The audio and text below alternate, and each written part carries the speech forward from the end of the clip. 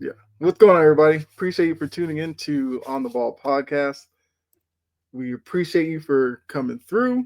You already know, got a lot to get into, and we're gonna have some fun with it. And obviously, want to hear from you down in the chat as well. We're gonna talk some NBA, gonna talk some NFL.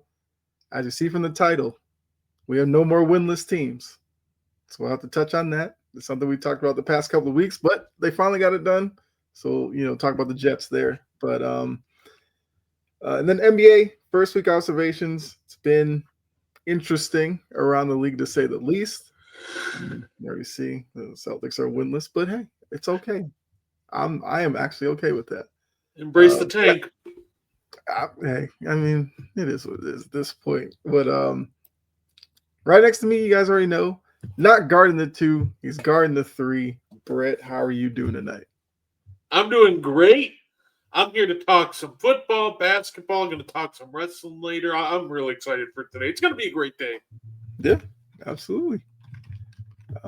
So yeah, let's go ahead and get into this right about now. So, starting off, a lot was made during the bye week for the Ravens that, Lamar was going to come back, everything's going to be fine. Well, Lamar didn't come back. And we'll talk about that in a second because that's a whole other situation going on. But looking at the is going on, JRT Joe and Metallic Hannah. What's going on? Appreciate you guys tuning in. But looking at out of the bye week where there were some discrepancies with the injury report, which led to probably some disciplinary action from the league. But we learned that Tyler Huntley, or Snoop Huntley, if you know him personally, uh, got the start. They went up against a Bears team that, going into it, I think a lot of people thought the Bears had a shot in this one. No. Ravens, best game of the year for them, get the win over the Bears. Now, I don't know. I guess people are they're probably still on the hype train behind the Ravens potentially still winning the division. We'll talk a little bit later about another team in that division, but I guess what were your thoughts on this game? You know, did you see anything from the Ravens side that I don't know could be optimistic going forward, or were you just disappointed in how the Bears turned out in this one? Why not both, right? Let's go It Lions. Okay. it's one of those things where of course kind of disappointed that the Bears couldn't get it done. Caleb Williams threw a pretty rough pick to I think it I was think Nate that was Wiggins. horrible. Yeah.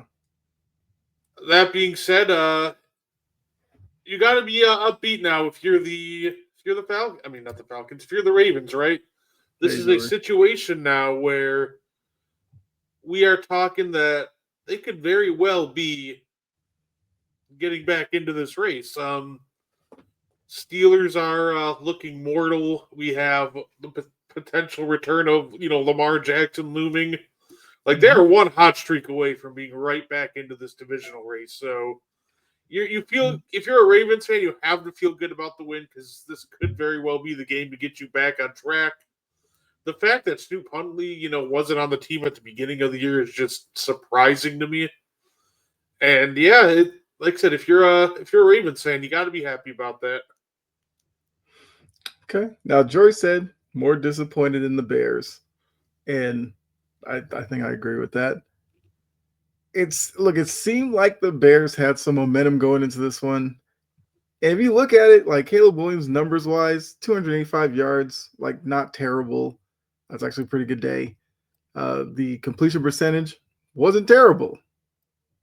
Only thing was he had the one interception, no TD passes, so that's obviously where the offense kind of let up. The pick, like you said, that was definitely the turning point. They were backed up in their own end, and Caleb kind of threw a pass over the middle, which was behind the receiver, which Wiggins was like right into his breadbasket, and he picked it off. I think, almost returned it for a pick six, which then led to a Derrick Henry touchdown run. So once that happened, it seemed like the momentum was clearly on the Ravens side, and the Bears were never able to really wrestle it away. Uh, they were defense away from said hot streak. True. Um, I mean, yeah, if you are a Ravens fan, maybe you feel a little bit better for a week. They still have a lot of work to do. They're 2-5, so let's see them get to 500 first, and then we can kind of re-examine where they are. But speaking of the midweek stuff, so it's a weird timeline because at one point it was, Lamar looks ready to come back from the bye to start. Then it was like a little later, it was like uh, Tyler Huntley will start if Lamar can't, and then it was Lamar's out. Then we learned Lamar was listed as a full participant for a couple of days, but he ran the scout team. Which if you're running the scout team, you're not really a full participant. Now Harbaugh came out and said, just a little mistake on our part, whatever. I mean, is that something that you feel like is I don't want to say it's like a big deal because obviously not that big of a deal, but is that a little issue where the Ravens trying to be slick? Like, how did you view the whole discrepancy with the injury report with Lamar?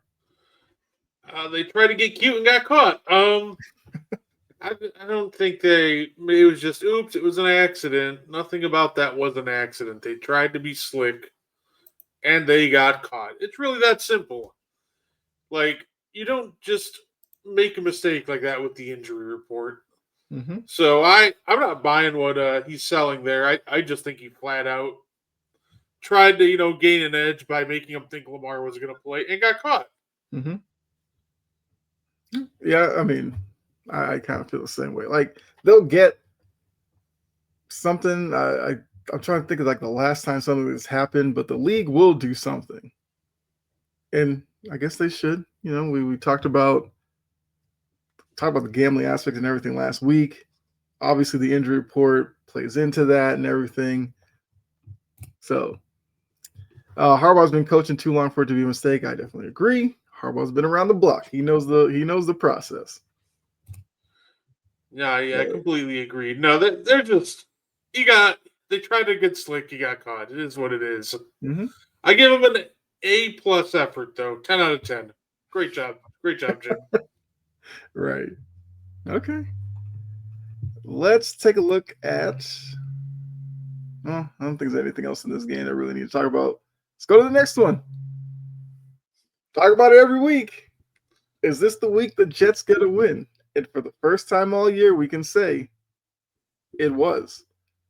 It actually, in a game that you look at was, probably weren't too invested in, it turned out to be a pretty interesting game. All the Bengals had to do was hold the Jets to less than 22 points in the fourth quarter, but it was truly incredible. Mm-hmm. 10 out of 10. Yeah. I don't know how Bengals fans are still fans after that. I mean, it seemed like the offense did everything that they could to get the win. Because even that last touchdown, it was like Justin Fields rolling out to his right. He had the tight end in the back corner. And then for some reason, like the Bengals defender turned his back on Justin Fields. It was like staring at the receiver. So then the receiver goes up and catches it. The defender didn't know where the ball was. And I was like, he's up against the back line. He's not really going to run away from you, like down the field. Like you got to know where the ball is, but it's the Bengals defense. So you can kind of accept it. But yeah, Jets get their first win. Justin Fields had a good game, even though all week, once again, Aaron Glenn tried to be coy with who the starting quarterback was going to be, even though we all knew that he was going to probably stick with Justin Fields because he tried that early in the week, and then we learned that Tyrod Taylor was hurt anyway. We're like, well, no point being coy anymore because you obviously have to use Justin Fields. But more importantly, Breece Hall had a day running the ball. So I guess question, Well, let me two questions because one will be a Bengals question, but I guess for the Jets, could they build off of anything from this game, or is it just that you played the Bengals defense? Not really much you can take away from it. Uh, I mean, you can take away the fact that it feels like they just had a lot more fight in that game than any other game. They fought the scratch and clawed back. There's good to be taken away if you're the New York Jets. Absolutely. Obviously, there's not really much that they're going to be doing this year. Their playoff chances are just gone. But when you have a game like this and you can keep building up confidence for your young players, I think that's great for the team. Mm-hmm. So I definitely think there's you can build off of this, especially for your young guys. Say Yep. everybody in the Bengals organization just has to go because there's no way. Like I'm sorry, but actually I'm not really sorry, but they got to go. It's over. If it wasn't over then, it's over now. Like that was the most Mm-hmm. inexcusable performance that you will see all year. It is so bizarre. Mm-hmm. Look, I kind of think the one thing working for them, the division is still kind of there. So I look, if I'm Zach Taylor coming off of this loss, I gotta get to Joe Burrow mid-December in the race. Like if this loss turns into them dropping out of it, Zach Taylor, like you probably started cleaning out your desk, just clean out the rest of it at that point. I think it would be hard for them to move on from him if they somehow won the division. Even as poor as it might be, even if it's like a skin of their teeth 9-8 kind of year, but that's good enough to win it. Like it's not a great year when you look at it in totality, but if you win the division, can you really move off of them? I don't know. Yes. I mean, I would, but this is a It, Bengals organization though that stuck with Marvin Lewis for a long time, and he wasn't winning anything. it's one of those things where they got to be smart in the sense that they cannot let any like short term like monetary gain Yeah. really block them off of the real goal. You want to eventually win the Super Bowl with Joe Burrow. Mm-hmm. You had your one shot with Zach Taylor, and that was obviously in 2022 when they lost to the Rams. Mm-hmm. That's not coming back. Zach Taylor is clearly not a good enough coach to make it back there. So I think it's about I think even if they win the division, I still think it's over. Yeah. I feel like it should be. Like I said, it's the Bengals. You never know. I almost wanted Aaron Glenn to dance on the sideline for this one because he did it a couple of weeks ago and then he ended up losing the game, and I felt bad for him. But he did, they had their celebration in the locker room. So good for Aaron Glenn. I guess good for the Jets. I don't know how many more wins they'll get out of this. But if you were Jets ownership, they get this win. Would that lessen the heat on Aaron Glenn for you for being a one and done coach? I mean, I think it kind of would, right? We're talking. I mean, it seemed like Woody Johnson was already giving him a lot of slack for what's gone wrong this season in Mm-hmm. that previous interview, which I guess is a good sign for Aaron Glenn. Especially Right. if he can rip off a couple more wins like this, maybe even one or two, and just show that there's a plan going forward, Mm-hmm. then yeah, I think absolutely he could. Okay. Now, does Woody have to come up with another statement about Justin Fields? They were able to Uh, get a win, even though he tried to make it seem like you can't win with a quarterback performing like he does.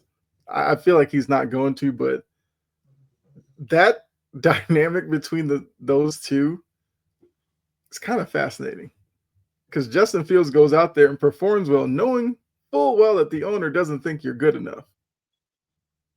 So, I don't know. We'll see where the Jets season goes from here, but there had to be a lot of pressure on those guys to finally get a win. Now they can take a deep breath and see if one can turn into a second win. At what point, I don't know. But I mean, Joe Flacco, I feel like he did enough. I feel like the offense did enough. It's just You will never catch. Look, if you're in the NFL and your offense scores like over 20, most games like 24 points or so. At that point, you've done enough to win like 90% of NFL games. yeah, But when you score 38, yeah, at that point, it just stops being the offense fault. Spare me with the old, oh, well, they didn't get it done on their last drive of the game because they only got it done on every other drive of the game. So, yeah, yeah, I definitely think that it's not, you can't blame the offense on this one. yeah. With where the Jets were offensively as one of the worst offenses in the league, you go into the fourth quarter up 31-16. That should be enough to win. But look, this is why you got to play 60 minutes. So good for the Jets, Bengals. You got some work to do. I know you enjoyed this one. Sunday night, we had this was the matchup of the week. You had Aaron Rodgers, former team, and then the built-in historic aspect, I guess, where the Packers obviously were the last team that he's has gotten a win against in the league. So it was a chance for him to have a win against every team. Didn't happen. Packers came out. Jordan Love looked great. And it's not even Toyotathon yet. We're still a couple of weeks away from that. He goes out there with 360 yards, 29 for 37, 3 touchdowns. That offense was humming against the Steelers. Rodgers, on the other hand, 24 for 36, not bad. 219 yards, 2 touchdowns. Like, he had an okay night. He just didn't have a Jordan Love kind of night. So Brett, I mean, look, this one, like I said, you as a Packers fan, like, what were the thoughts on the game? How do you feel Aaron Rodgers looked in that Steelers uniform? I guess it was back when they were the Pittsburgh Pirates, which, I mean, Pirates today haven't really done much lately, so I know it might have been a bad omen putting on that jersey, but like, what were your thoughts on the game? I will say, I do like that Packers kind of white look with just a little trim of color. Oh, the whiteout? Yeah, that's a great. I love that jersey. It's fantastic. Steelers look like Transformers, yeah. I look. The first half of that game was not fun for me to watch. I genuinely was mad at like the first half of that game more than I was mad at a game maybe all year. Mm-hmm. The one pet peeve I have of watching football is, I can accept when my team loses. I can accept when we lose doing stupid things. And that first half was just us trying to force the run that wasn't there. But it really felt like obviously the big completion to Tucker Kraft set things off. But he had a night too. Yeah. Once Matt LaFleur remembered that the short passing game is an extension of the run game, and you can also use that to, set up the big plays. Mm-hmm. That's really when we started rolling, right? That I think's what's flipped. It went from trying to force the run to just a lot more quick passes, taking advantage of an older Steelers secondary. Mm-hmm. Make them chase you like their top 2 corners, while still skilled at some point. They are 31 and like 32, so you can outrun them. So overall, I love the way that our offense picked it up in the second half, and we did great. Jordan Love showed why he's an elite quarterback. He's been elite all year. I don't know what to tell you. You can nitpick, things here and there, but you can't take away the greatness that he's produced so far this year. So overall, that was great. I was really impressed too with old man Rodgers, and this is one of those games where I actually think he got sold more often than not, because he was driving and then fumble. Yep. That ended a possession. And then he took care of the football. He was accurate. But the real backbreaker was he unfortunately has the biggest diva in the NFL on his team in DK Metcalf. So while DK did have some nice plays, the backbreaker just ended up being Quay Walker just rage baiting him into a 15-yard penalty. So guess what? 3rd and 1 is now 3rd and 16, and then we got home to Aaron. So it felt like the Steelers beat themselves. I know a lot of the conversation people will want to talk about Rodgers. I thought Rodgers did great. I just thought it was just a very sloppy and undisciplined night for Pittsburgh. And if they want to keep a hold of this division, they got to do a whole lot better than that. Yeah. I mean, it's a division that now, with everything that's gone on, they still have, I guess, the 1 game lead over the Bengals. They're now the lead over the Ravens is now 2 games instead of 3. And then the Browns, well, the Browns are the Browns. I thought they were going to fight at the end. Yeah, a lot of pushing and shoving throughout the night. That's what I guess was going to come from this game, where Rodgers definitely wanted to win this one. You could tell. Like, here's the thing: when you watch an Aaron Rodgers led team on national TV, his face will tell you kind of the mood of the team, because he had his moments where he was, celebrating, he was loving it, and then late in the game, you just got that Aaron Rodgers when he'll throw a pass that's like incomplete or something. He takes the chin strap, buckles it to the other side, and just shakes his head walking off. You saw that a lot at the end of the game. And then he'll go on the sideline, he'll sit on the bench, and he'll just shake his head some more. So, like I said, you knew that this is the one, like, going into this season, he wanted this one against the Packers for sure. And yeah, his teammates didn't necessarily do the best for him. And that defense could not look. Tucker Kraft, every time you look, that man was wide open. And even when there was a defender around him, he was usually stiff arming that one and, out in the open field. So it was what, National Tight Ends Day or whatever they call it, for, I guess, that George Kittle got started with. So it was fitting for Tucker Kraft to have a night. This is one of those things that when the offense, I thought actually, like, when you dropped 25, I thought that was good. But when your defense allows 20 completions in a row and just can't stop anything, like, they were stopping the run, but literally as soon as they Packers drop back the pass, that's just it, because they could not stop the pass at all. When you allow 20 completions in a row, yeah, you're not going to win very many football games just being that much of a Swiss cheese in coverage. Yeah. And during those 20 attempts, it's not like they were like, dink and dunk passes from Jordan Love. Like, he was throwing dots out there, and I was watching it, and I actually did this, and look, I might be telling on myself. I actually Googled Toyota Thought, because I was like, something's got to be going on. Jordan Love is feeling it right now. And I was like, it's like 2 weeks away. I was like, he's just setting us up. He's getting warmed up, getting ready. Say MVP love season. If he steps it up like he always does in the second half of the year, we're in for a treat. I mean, what, they are the number 1 seed in the NFC. That's obviously going to play in his favor if they do keep that up. I think it could be an interesting MVP race this year. I mean, it is kind of early to start thinking about it, but you look at some of the performances over the first half, like, it's going to be interesting.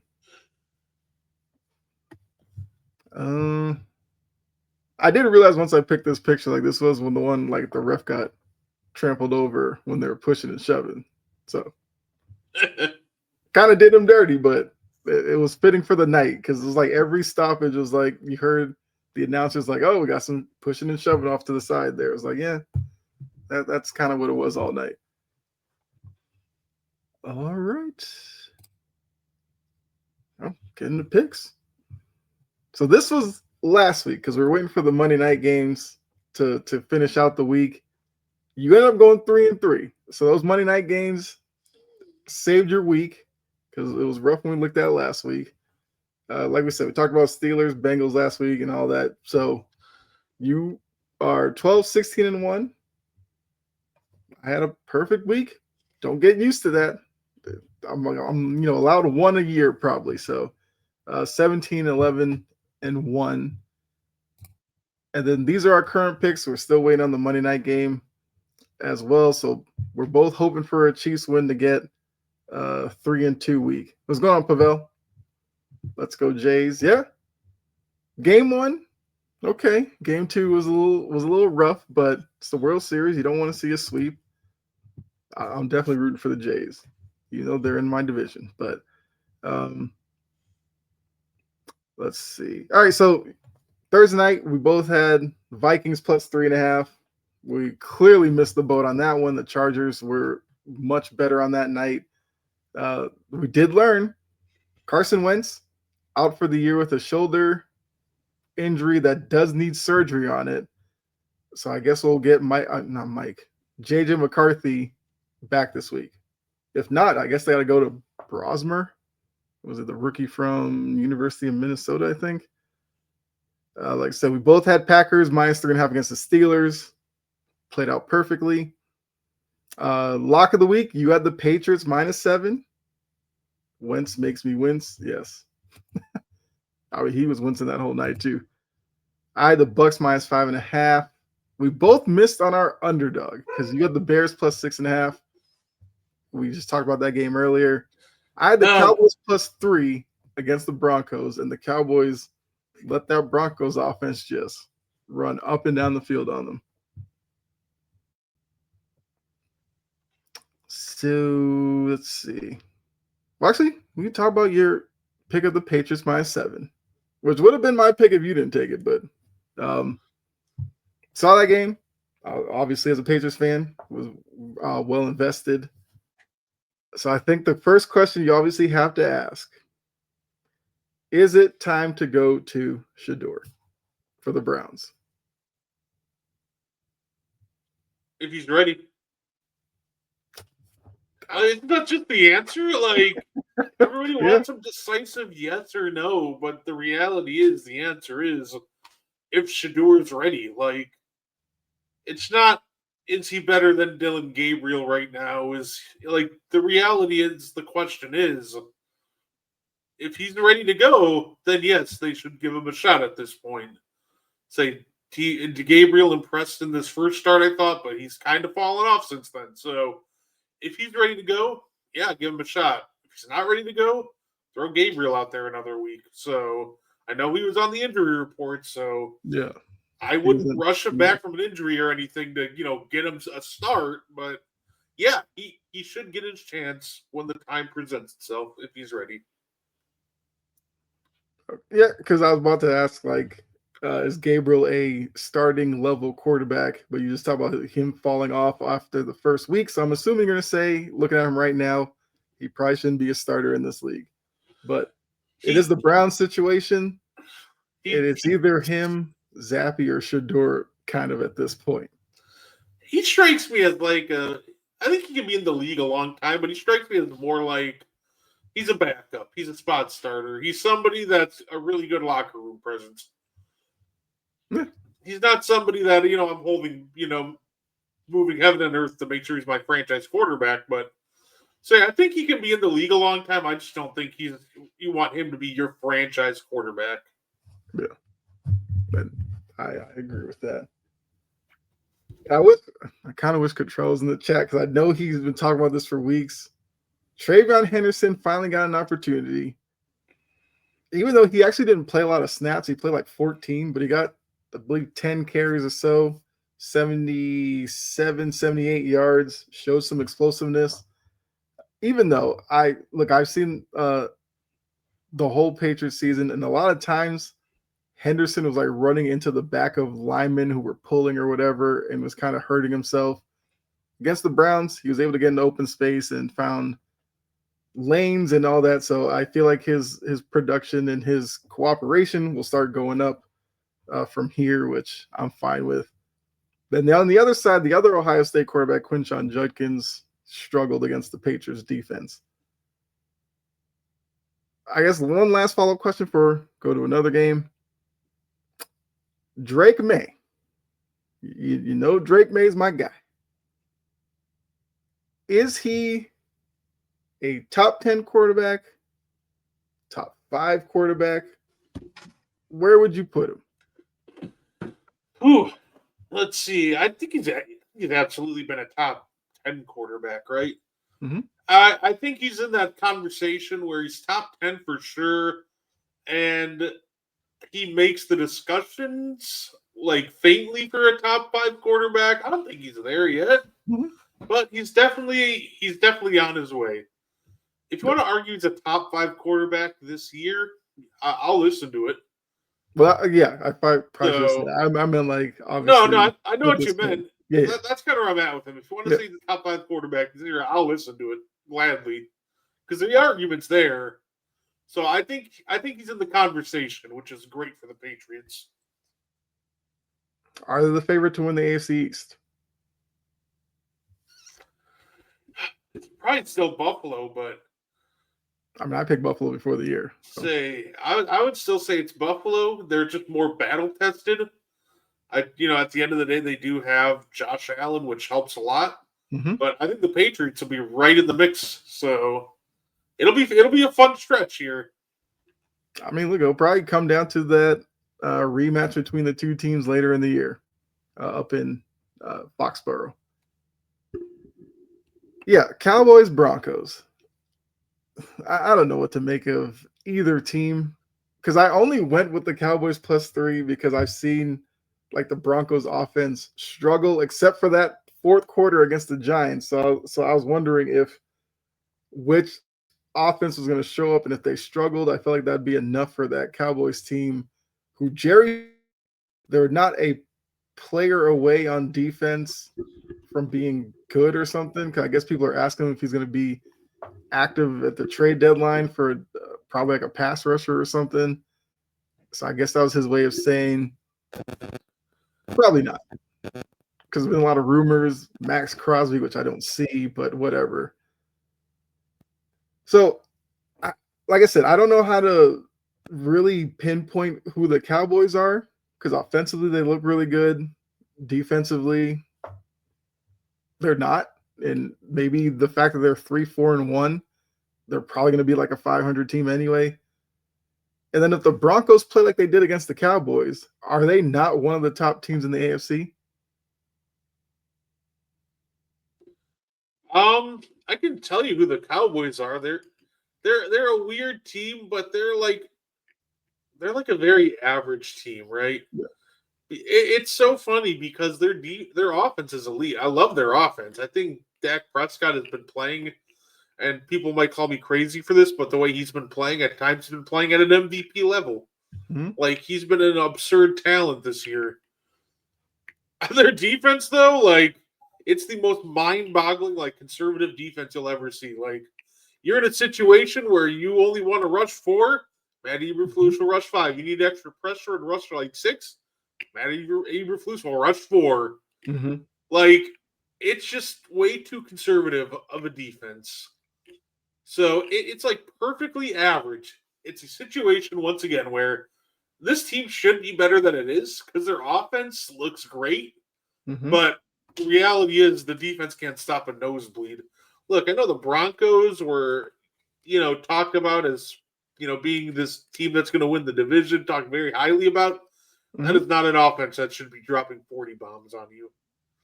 But the Right. Broncos did it, so like I said, they're painfully mediocre, but it feels like they should be better. But they won't be better until they fix that defense. And I think it all starts with maximizing the talent and getting a creative scheme. You got to get Eberflus out of there, honestly. Get some new blood in.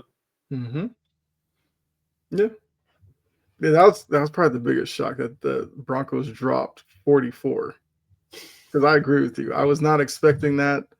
Like I thought their offense would look okay against the Cowboys defense, but not 44 points worth. I know, like Dak threw a couple picks, but I wasn't even mad at that because after a certain point, you just feel like you have to force the issue, right? Mm-hmm. And that's where Dak got. Like it looked like after a certain point, you're just trying to make things happen. And if you throw a pick trying to make things happen, I'm never going to blame you for that. So the Cowboys just really got to find a way to fix their defense, and if they're Yeah. not going to have like an elite pass rusher or anything, then they got to get a more creative coordinator. Right. And then I guess the last team, the Bucks. Well, like I said, I had the Bucks -5.5. They got the win. They're another team that, you know, they're I guess one of the few NFC teams where injuries are part of the story, but it's like Baker's ability is kind of enough to overcome it or whatever. I guess looking at the Bucks, And we know Evans is out for the year. Godwin, I guess, is coming back at some point. Irving as well. When they get those two guys back, how good can the Bucks be this year? I'm about to say, are they a Super Bowl contender? Is maybe the NFC title game their ceiling? Are they maybe a fun playoff team that could be one and done or whatever? Like, how good do you think they are once they get those two back? You know what's funny? I think they could be a sneaky team. I don't know if you call them sneaky, but I think they could make a run to the Super Bowl. Look, it's one of those things where a lot of the times these Super Bowl runs really come down to luck, but also getting hot at the right time and healthy at the right time. And I think the Buccaneers could absolutely have that happening for them. This is a team that very well could get healthy at the right time. And then obviously we know that they get healthy at the right time. And with this offense, they could very well start heating up real quick. If you add Godwin, Evans, and Buka, like, yeah, this team could be very well.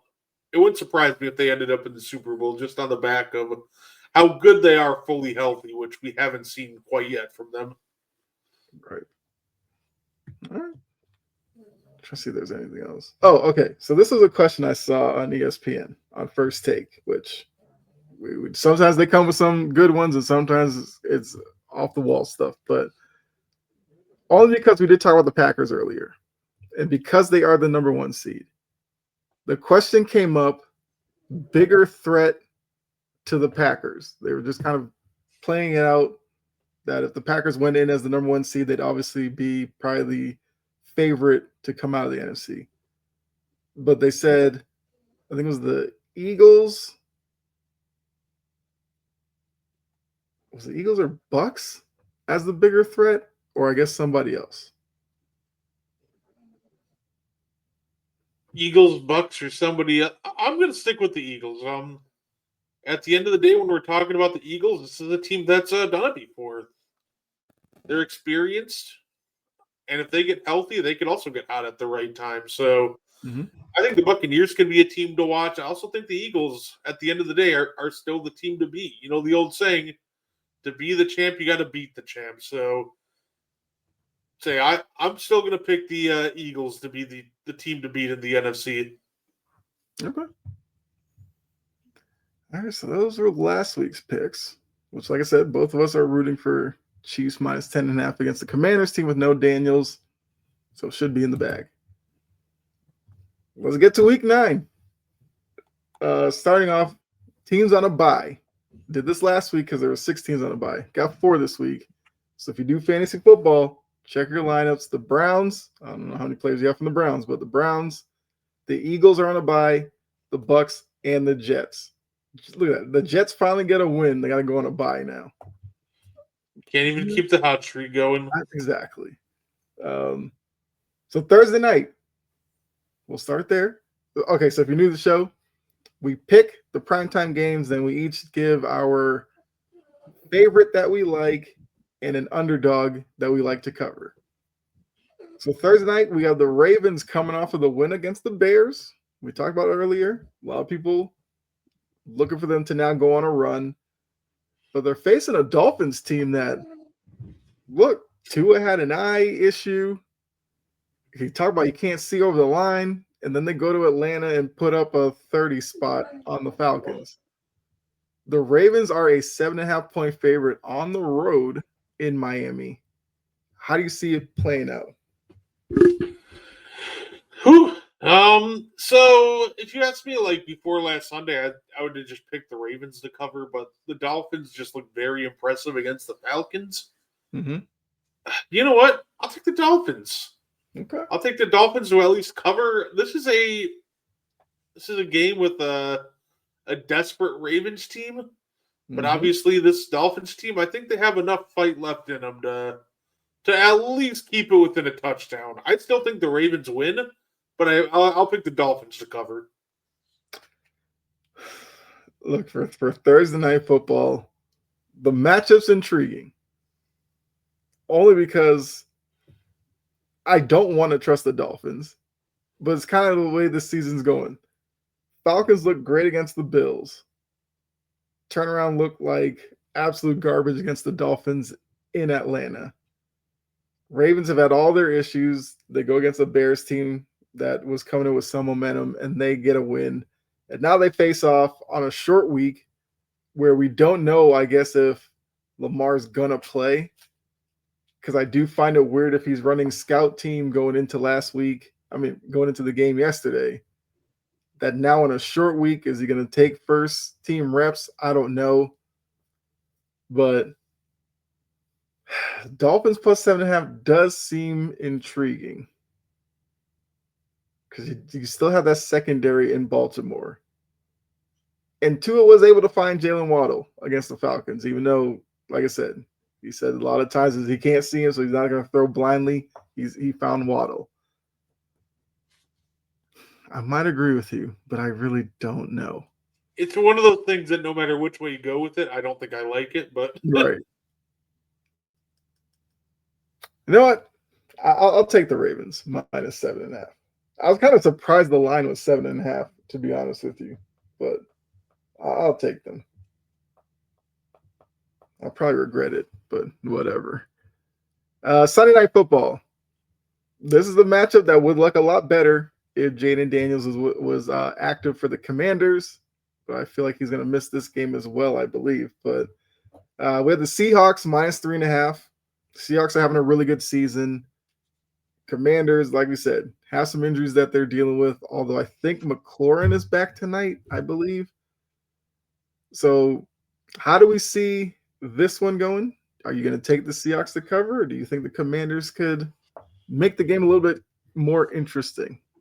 I think the Commanders can make the game interesting. That being said, I still think that this is a game where the Seahawks cover. I just think flat out Seattle's the better football team. So I think even with Scary Terry, I think they can keep it within a touchdown. But I think that's about how much the Seahawks win by. I don't trust that defense to get stops on the Darnold and Jigba connection. So overall, give me the Seahawks in that one. Right. Yeah. And look, the Seahawks have a really good defense. They have a really good defensive front. So even if it's Daniels, Mariota, whoever, like they're probably going to be able to get some pressure on them. So I agree. I'll take the Seahawks minus the 3.5 as well. I just think that they're just the better team in general. And actually, looking at the two lines, I might be more surprised that the Seahawks are only 3.5 over the Commanders, while the Ravens are 7.5 over the Dolphins. But that's that. I don't work in Vegas. I don't know how they do that. Monday Night Football. We only get one Monday Night Football next week. One Monday Night Football game. Cardinals. Okay. At Cowboys. This is a matchup, looking back, obviously, as the season's gone along. I'm trying to figure out, how is it a Monday Night Football game anyway? I guess Kyler Murray, Dak Prescott was enough. I don't know. But you have Chiefs Bills. How is that not one of the primetime games? That's where I was just like, I don't get it. But we got Cardinals Cowboys. Kyler Dak? Who needs Mahomes and Allen when you got Kyler and Dak? I guess. Like even Vikings Lions, if you were before the season, you'd probably go, yeah, that could be a primetime game. But either way, Cardinals Cowboys.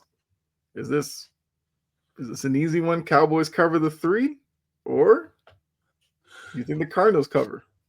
I'll take the Cardinals. The Cardinals can still move the football, which this is a really porous Cowboys defense. So I'll take the Cardinals to cover the spread on this one. Okay. Cards plus 3.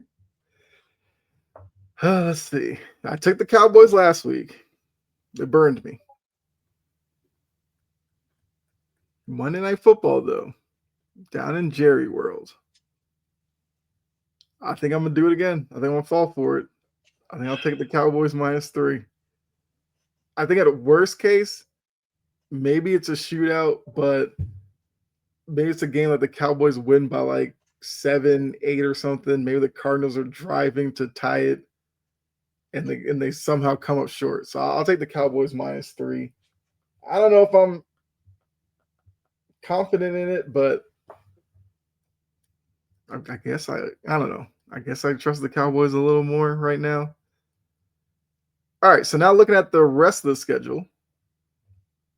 Let's see, Falcons, Patriots. Patriots 5.5 point favorite, which obviously hits home for me as a Patriots fan. But now living in Atlanta, Falcons are the team that's, I guess, in my backyard now. So at least it'll be on TV down here, one way or the other. That's also good.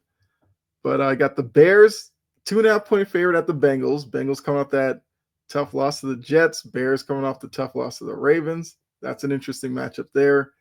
Vikings, Lions. We'll have to see who's quarterback for the Vikings. I'm assuming it's McCarthy, but McCarthy is trying to come back from an injury. Lions are an 8.5 point favorite at home.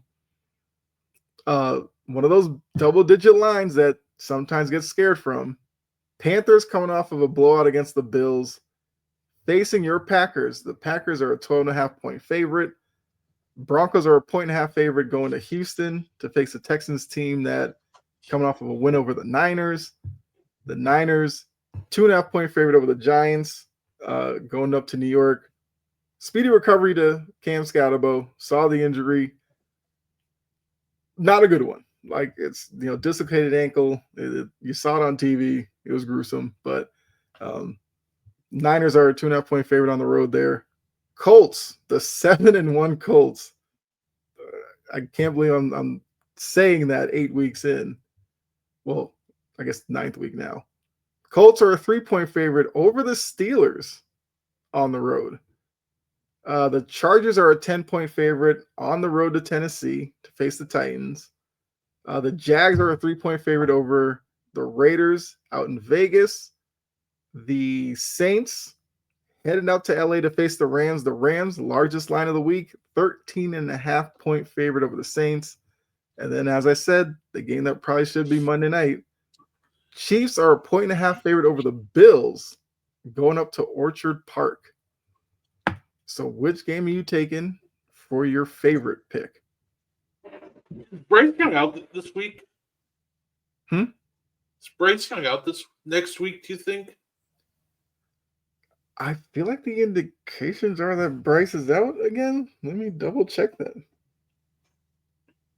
You know what? You know what's great. You know what? For my lock of the week, give me the Packers plus 12.5. Okay. I normally shy away from big numbers. However, well, to put it simply, Andy Dalton looked awful. Like, beyond awful. Like, he's making mistakes a rookie would make. It would be fine if he wasn't 37 years old. Right. So I'll take the Packers to beat either Andy Dalton or Bryce Young coming off a high ankle sprain by more than 2 touchdowns. Yeah, saying Bryce Young day to day, there's some optimism he'll practice by Wednesday.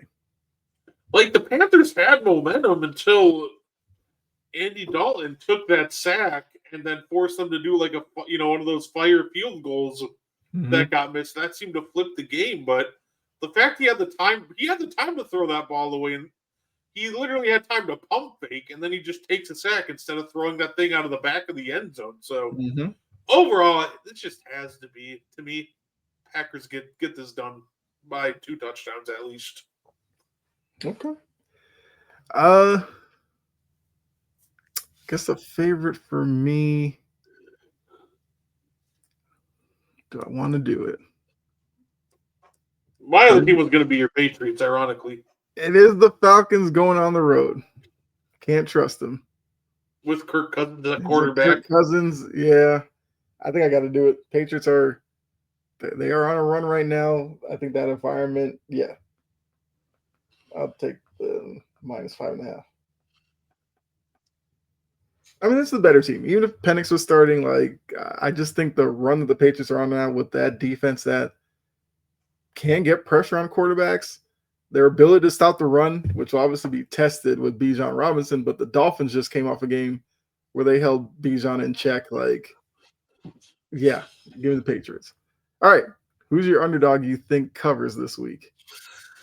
You know what? Okay. I'm looking at a game that I don't think anybody would even think about picking. Okay. Give me the Titans against the Chargers, covering the spread. Titans plus 10, okay. The Chargers are the single most, hilarious team to watch at times. because they will make games out of games that shouldn't be games. And I just have a gut feeling that that's exactly what's going to happen. Like the Chargers are going to make that game a dogfight with the Titans for absolutely no reason whatsoever. Okay. Hey, especially with our underdog picks, we can go bold sometimes. That look at that one hits. Okay, plus 10. I mean, Cam Ward. Then you have the defense. I can see that happen because I agree with you. The Chargers are a weird team where there's weeks where you think they have an opponent that they should dominate and they don't. So, yeah, I can see that happening. Where do I want to go now? Let's go with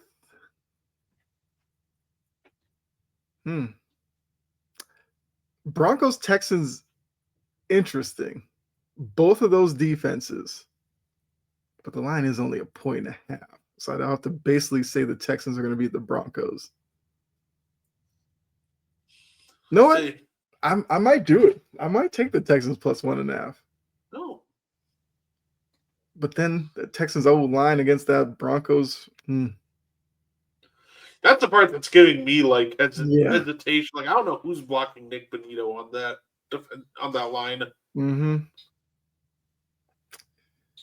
I don't really trust the Giants without Scatterbo. I can't trust the Bills. I mean, all right, I'm gonna go crazy. I'm gonna take the Bengals plus 2.5 over the Bears. The Bears offense frustrates me enough that I worry if they will take advantage of the Bengals defense, even as much as the Jets did. So I'll do that one. I hope that happens because if they lose to the Bengals and they can't figure out the Bengals defense, oh my gosh! First thing I'm going to do next week when we get on the show is I'm going to tag Damien and ask him what happened. Right. Well, look, because Damien's in the Passionate Precision Discord, he was losing his mind over that game against the Ravens. So I'm sure he'd probably join you in that next week if it does happen. But all right, so those are our picks. Just to recap, Thursday night you have Dolphins plus 7.5. I've got the Ravens minus 7.5. We're both taking the Seahawks Sunday night minus 3.5 over the Commanders. You have the Cards plus 3 Monday night. I have the Cowboys minus 3. Then your favorite, you got your Packers minus 12.5. I have my Patriots minus 5.5. And then maybe 2 bold picks for underdog. You have the Titans plus 10. I've got the Bengals plus 2.5. All right, well, we'll see. We'll see next week how our picks look. But before we get out of here, talk a little NBA. First, I got to start here. And as a Celtics fan, painful. We're going to highlight a Laker player. Austin Reeves. No LeBron, no Luka. All he does is he gets 51 points. Now, the line here doesn't show it. He had, I believe, 11 rebounds and 9 assists. The 9 assists might be the most surprising of the 3 numbers, but 12 for 22 from the field. And this is one of the things that has fascinated me with Austin Reeves. He gets a lot of free throw attempts. I mean, 21 for 22, you would think these are SGA numbers, but no. Austin Reeves put this out there. Is Austin Reeves starts, so I guess he can't be a 6th man of the year guy, but is Austin Reeves a star in this league? Is he a really good role player? I know you guys, you and Mo on and one were kind of ranking forwards and guards like that. Austin Reeves, what is he? Is he just a really good role player? Maybe a minor star? So I think the category for someone like Austin Reeves, he either fits in one of two, right? I think you can either call him a high-end role player. Okay. But I think more people would probably put him in fringe all-star conversations. Now, when I say fringe all-star, that doesn't mean you're actually like an all-star or even going to be talked about for an all-star game. All I care about is, does your production match that of somebody Who's an who's all-star? on the borderline conversation of, an all-star team? And I think Austin Reeves so far has, rang that bell. So I think right now, I think he's like in that fringe all-star category. Like, he's that guy that you're like, look out, he's going to break out to be the next star. Just an absolutely terrific game from Austin Reeves. Luka's down, LeBron's down, no Mm-hmm. problem. You know what? Maybe it's time to look to the future. Trade both Luka and LeBron, build around Austin Reeves. Kidding, but that's some great hoops by him. Well, they might agree with the trade LeBron part, but obviously Luca is the future there. Like I said, as a Celtics fan, it hurt me to have that conversation, but I gotta point out, it was a great performance by him. There was actually a few performances yesterday between you had Reeves. I know Jaylen Brown had 41. Cam Thomas had 40. I almost put that up here because if you look at Cam Thomas's line, he had like 40 points, 40 points, no no assists, assists. no steals, like 2 rebounds. That was his contribution. But that's Cam Thomas for you. When he's out there on the court, he's looking. He's a running gun guy. He's looking to get up as many shots as he can. So I just wanted to use that to start off the NBA conversation with. What are some of your NBA thoughts from the first week of the season so far? Maybe you want to give like your biggest surprise, maybe in a good way, maybe biggest surprise bad, like something that maybe a team or player underperforming compared to where you thought they would be. It's only weekend, so it is a little early to overreact to some things, but yeah, what are your thoughts? I think you know what? You know what's funny? I, I think a thought that I have, and it might be an unpopular thought. Everybody wants to talk about Wemby on the Spurs, right? Mm-hmm. But man, the other kid who's looked good, Dylan Harper, he's looked so good. Mm-hmm. And I say they got obviously a lot of time with all the rookies that are still on their rookie deals, but if you're San Antonio, you might obviously you're going to end up having to trade one of those guards away most likely because you can't pay 4 guards. Mm-hmm. Everybody thinks it's De'Aaron Fox, but look, I think De'Aaron Fox and Dylan Harper fit a Wemby style offense a little better than Stephon Castle. So I wouldn't be Okay. shocked if what if the Spurs look to move Castle at some point? I love Castle, and I think they should look to hold on to him. But also, De'Aaron Fox is only 27. Dylan Mm-hmm. Harper's still very young. I'm telling you, everybody's thinking that it's going to be Fox is the one moved. Mm-hmm. I'd say I wouldn't be shocked if the Spurs, maybe while his value is really mega high, look what they did, for example, with Derek White. While his value is super high, move him out before you have to pay him. Yeah. Get extra picks back, and then continue to build around your young core that you have now. So I think that's just some food for thought. Like, what if we're looking at the wrong guard this entire time that San Antonio's looking to move? Okay. That's interesting. Um, I guess something I never really thought about. I do think, like you said, the obvious answer is like, oh, De'Aaron Fox is the older one. Get rid of him. But I agree with you. I think De'Aaron Fox matches what it seems like the Spurs want to do. And the fact that he is only 27, he's not an old player. So you still can get a lot of good years out of De'Aaron Fox. I've always been a De'Aaron Fox guy. So yeah, look, they do have to move off of somebody. And if Castle is available, you should be able to get a good return for a young guard like Castle. So, and Yeah, we know the Spurs aren't afraid of making a deal like that. say it's not going to be for another, let's say, at least till probably, I wouldn't even say next offseason, maybe like the trade deadline Mm-hmm. of next season. But yeah, say, I don't know. Like, if it's going to be Castle, he's got to improve his shooting. He's Mm-hmm. just a very rough offensive player. very good defensive player. He gives a lot of effort, but yeah, just a very rough offensive player. Okay. Hey, I I don't hate it. I don't hate it. Well, I think for me, I guess the good, I'll say that um, I see the Bulls. Will's Bulls are leading the East right now. They're only 2-0. But we talked about before, uh, was it Zealous? I believe Montez this is yeah. Buzelis.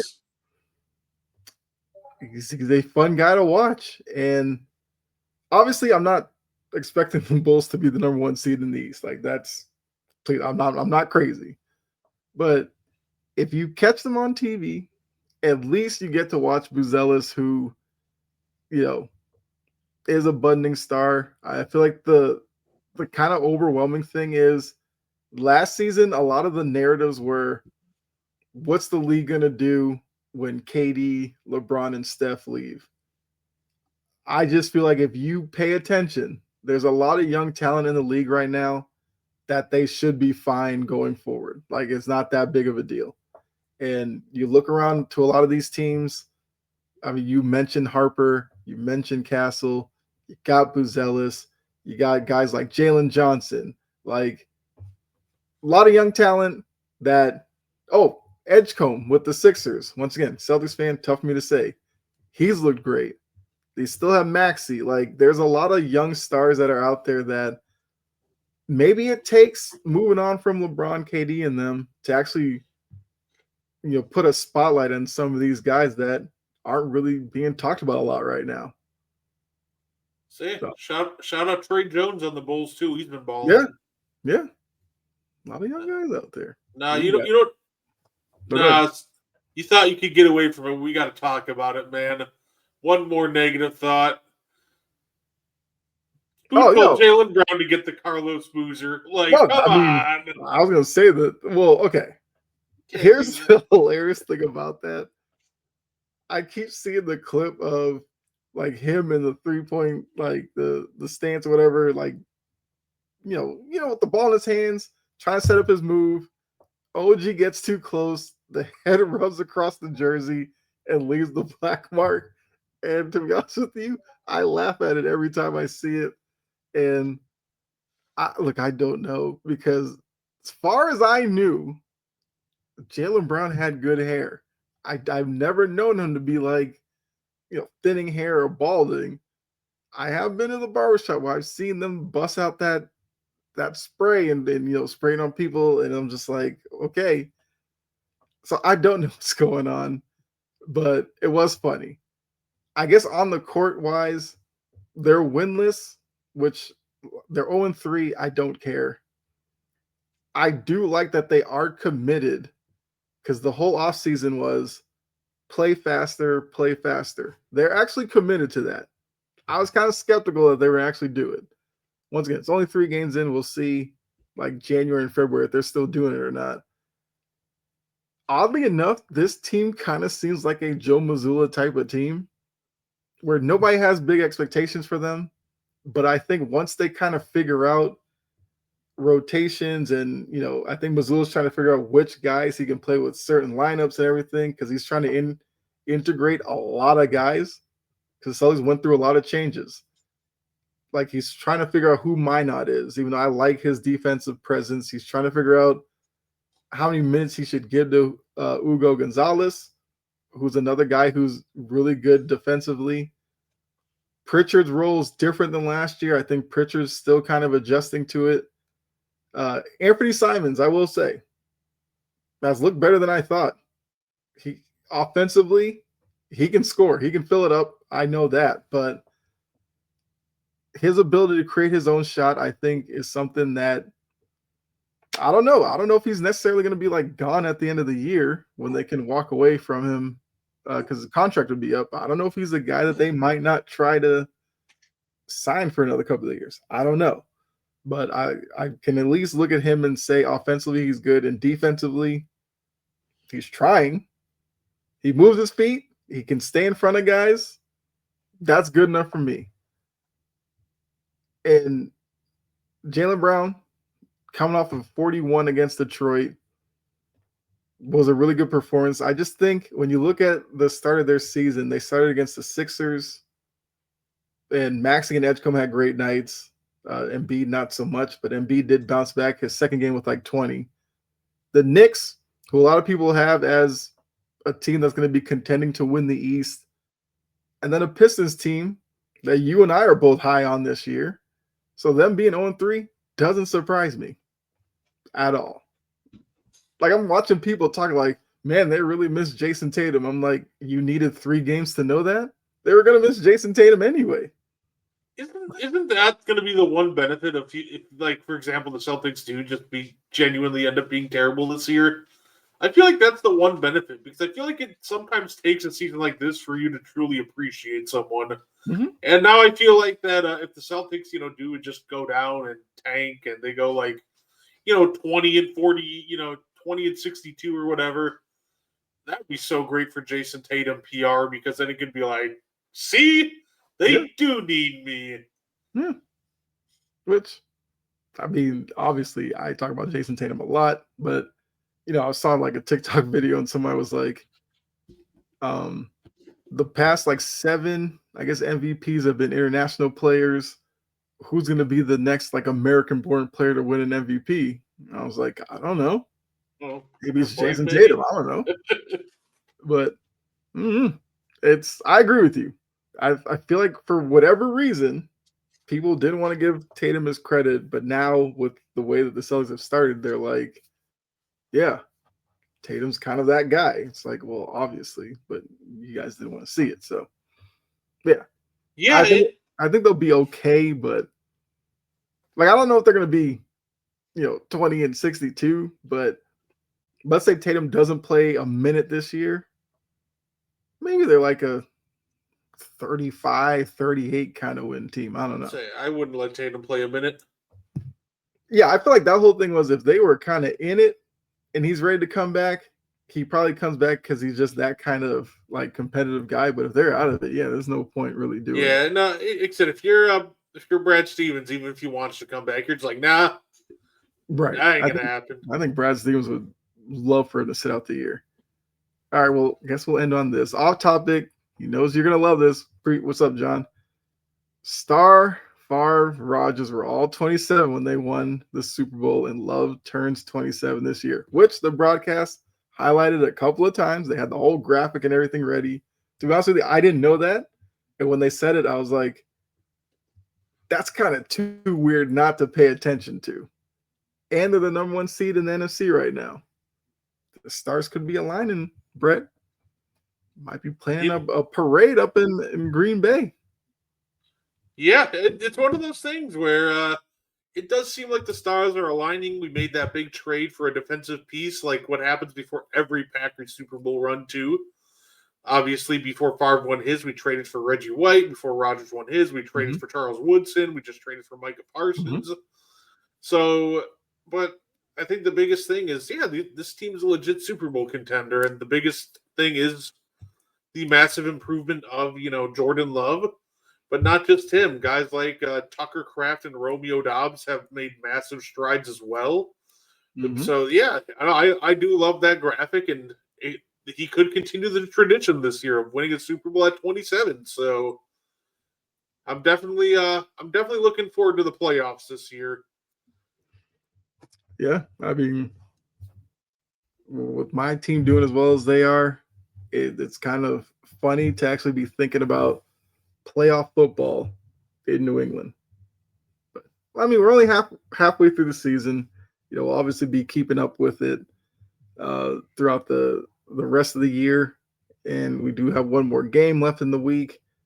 I believe if the Chiefs win tonight, do they not jump up into a playoff spot?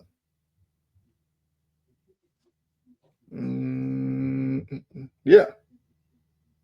Yeah, they would technically be a half game better than the Jags. So the Chiefs could be a playoff team after tonight. Even though I think at this point, most of us expect them to end up in the playoffs at the end of the year. Because they would be kicking out the Jags, who, after their hot start, probably don't deserve to be in the playoffs anyway. But neither here nor there.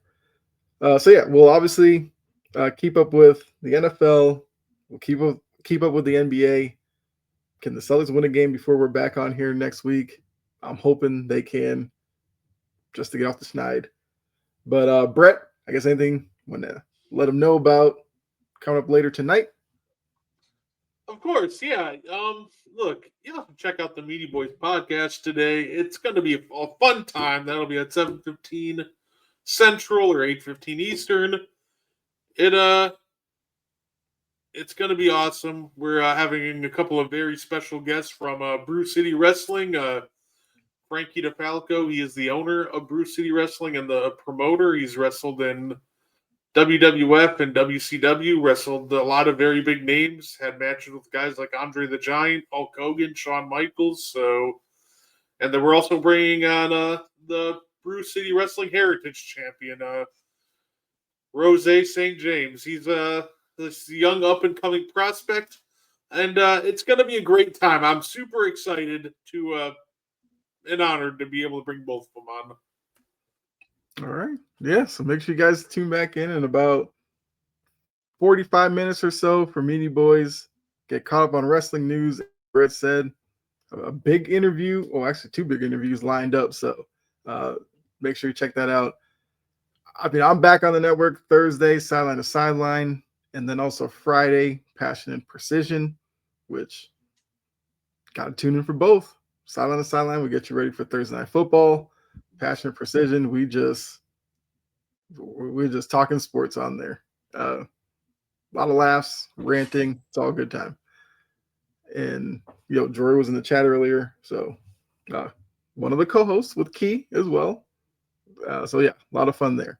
But make sure, if you have not done so, first of all, give us a like. Then follow or subscribe, depending on platform you're on, to Wire to Wire Network. Get caught up with all the shows that we have, notified when we do go live. So if 45 minutes from now you forget Meaty Boys is on, you get that notification and you got to tune in. And we get you started every day, Monday through Friday, Coffee and Sports, the morning show that you got to check out to get you caught up on the nights before sports news. So with that, for myself and Brett, not guarding the 2, he's guarding the 3. We're out of here. Another episode in the books. We'll catch you next week. So see you next Monday, 6 p.m. Eastern, and we'll do it all again. Unlike Brian Kelly, we'll be back. That might have been too soon, but hey, it is what it is. So enjoy the rest of your night, and we'll see you next week. Bye.